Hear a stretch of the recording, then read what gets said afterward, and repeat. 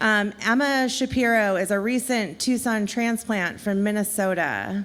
She enjoys the energy of the desert and the lack of snow while discovering all Tucson has to offer. Please give a warm welcome to Emma.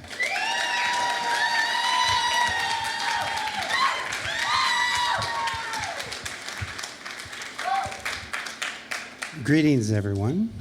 I'm Emma, and the wonderful thing about saying that is it's fully true now.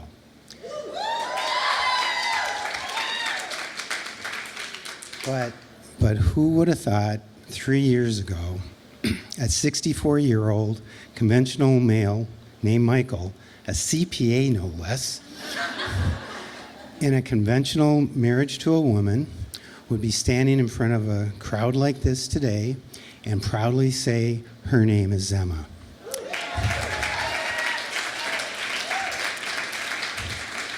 Well, definitely not me, but I'm here. So I'm going to share 3 different moments in my life that helped me discover who I am today. So the first moment happened, and it was the big one, a little over 3 years ago during a therapy session. I loved my therapist. We just connected so well. I could share anything and everything with her.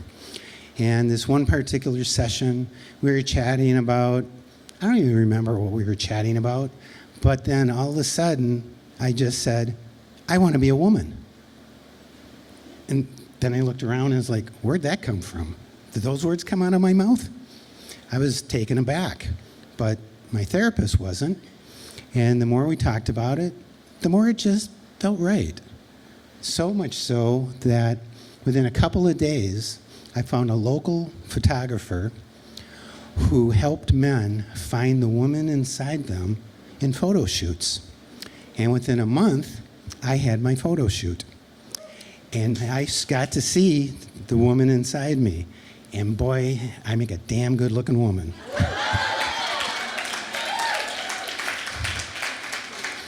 It was long flowing hair, a simple black dress, some simple jewelry, and 3 hours worth of makeup.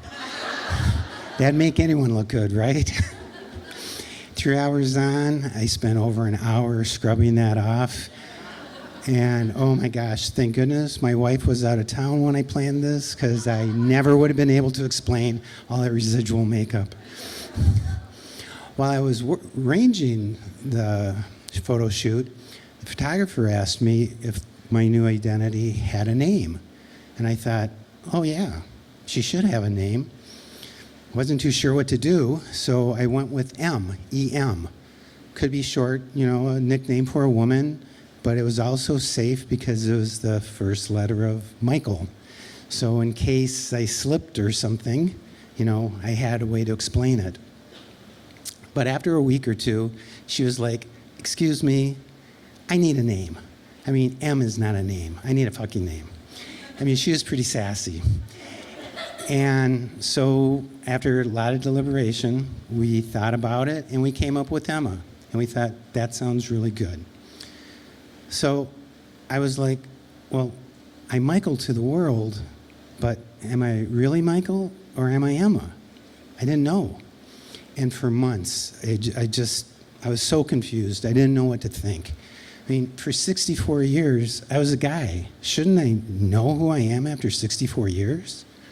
But I secretly went out and got a wig, some clothes, and when it was possible, I would dress up as Emma when I would meet my therapist, changing in the car, and that felt so liberating.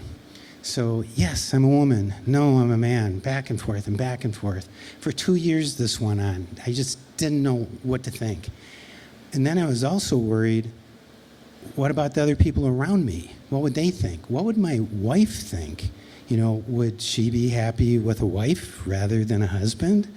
I mean, I'm trying to figure out my identity, but it didn't change my feelings for her.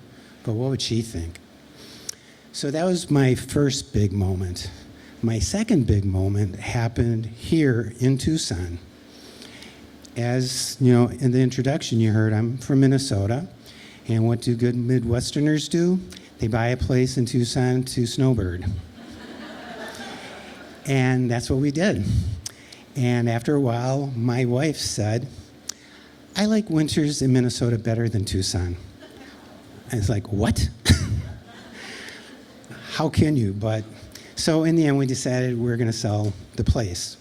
But we decided one last trip down there, my wife, our son, and myself, a year ago in 2025 in the spring.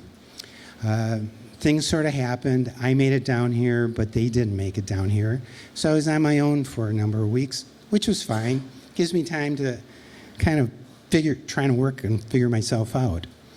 Also during that time, I was getting more and more into crystals, not just for their beauty, but for their healing properties. You know, they can help calm, motivate, give you good luck, things like that. And I had a really bad day at work one day, and I thought, I'm going to go out and buy myself a crystal, help make myself feel better. But something in the back of my mind said, go to a place you haven't been to before, because I had shopped for crystals already in Tucson. Well, how do you find a store you don't know of in a city you're not that familiar with? Google Maps, thank God. So I found 2 shops to go check out.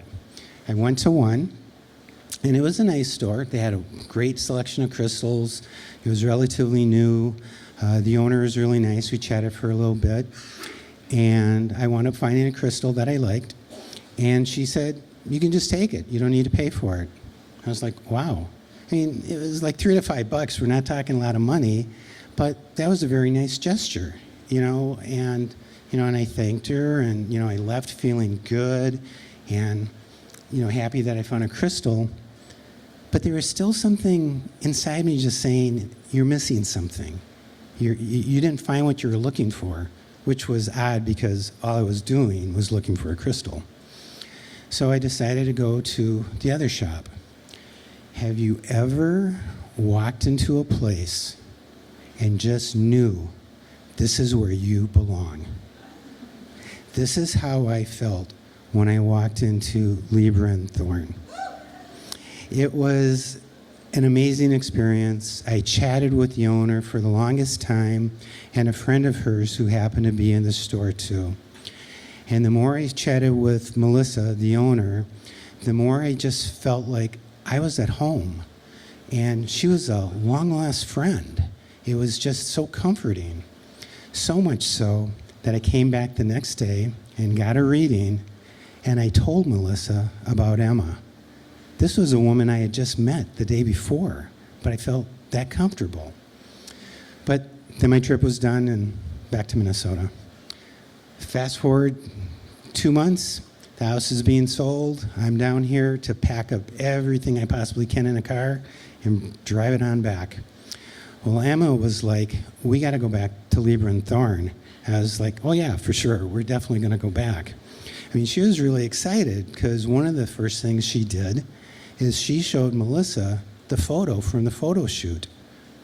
We haven't shared that with anyone. I mean, that was our secret. But this community there that was being built was so comforting and so accepting that we just felt like this is where we belong. Emma wanted to stay.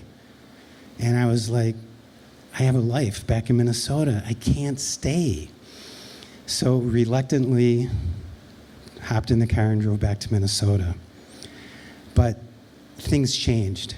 And I realized that at that time, that I can't keep Emma hidden anymore. I had to set her free. I had to know what she meant to me and if that was my authentic self. But oh my God, that meant I had to tell my wife. So that was my second big moment, finding my place at Libra and Thorn. So my third big moment, as you probably can guess, is coming out to my wife. And, you know, it was just a few weeks after that trip, after I got back. I was feeling really good and energized and feeling encouraged by that and encouraged by Melissa to just say something. I talked with my wife about it. I told her there is a woman inside me that I had to explore and understand if that's who I really am, my authentic self. I needed to go out into the world as a woman, experience life as a woman. Well, my wife was very understanding and very supportive. We'd been together for 30 years. I mean, it's kind of hard to surprise someone.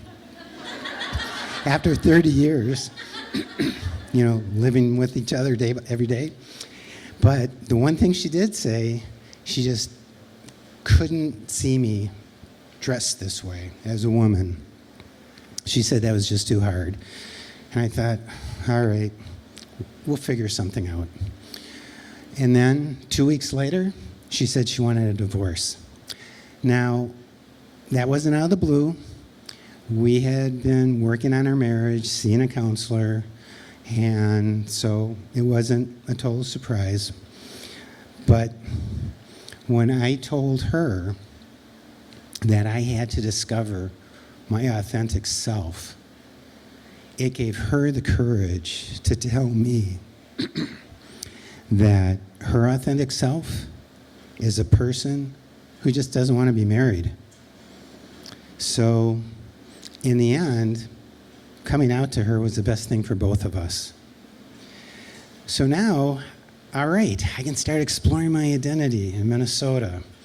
But the problem was, my wife didn't want to see me dressed up.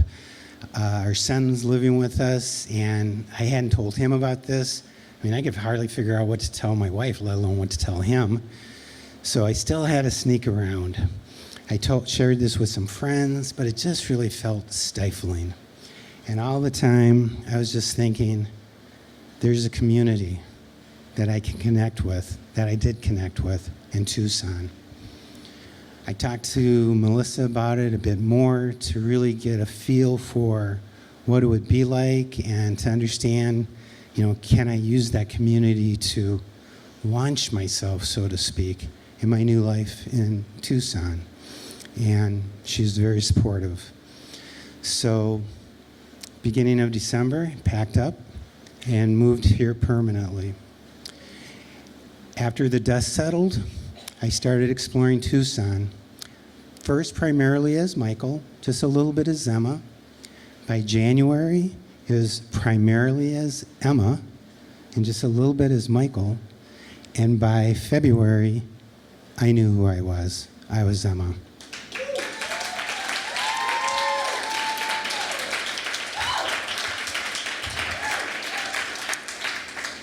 I had a call with my son and explained this to him. And right now he's struggling with the idea of this, and I'm giving him time and space. I mean, I struggled with it myself, so, I get it. We still talk, but we just don't talk about this, and that's fine. And as for my Michael identity, well, that's my history, that's my past. It'll always be there, it'll always be a part of me, but it only brought me so far. So from that declaration of I wanted to be a woman to finding my place at Libra and Thorn, to telling my wife I needed to find my authentic self, it's been just an incredible 3 years, and I know that more is to come. So last month, the divorce was final, and in that paperwork, I legally changed my name to Emma.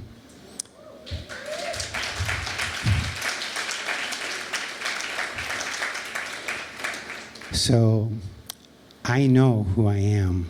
I am not a man named Michael. I am a woman named Emma. Thank you.